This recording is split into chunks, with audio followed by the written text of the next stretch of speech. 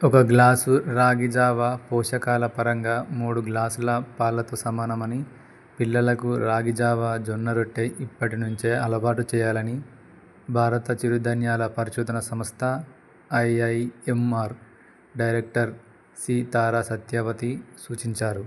హరిత విప్లవం మాదిరిగా దేశంలో చిరుధాన్యాల విప్లవం రావాలని ఆకాంక్షించారు. ప్రతి ఒక్కరూ తమ రోజువారీ ఆహారంలో మూడో వంతు చిరుధాన్యాలు ఉండేలా చూసుకుంటే సంపూర్ణ ఆరోగ్యంతో జీవించవచ్చని తెలిపారు.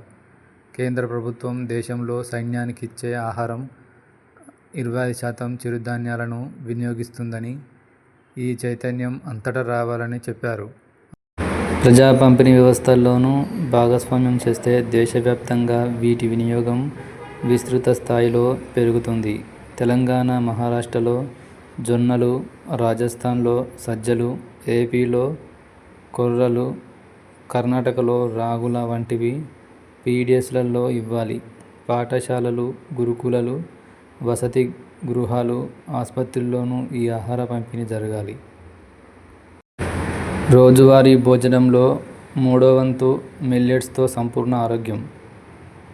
భారత చిరుధాన్యాల పరిశోధన సంస్థ డైరెక్టర్ తారా సత్యవతి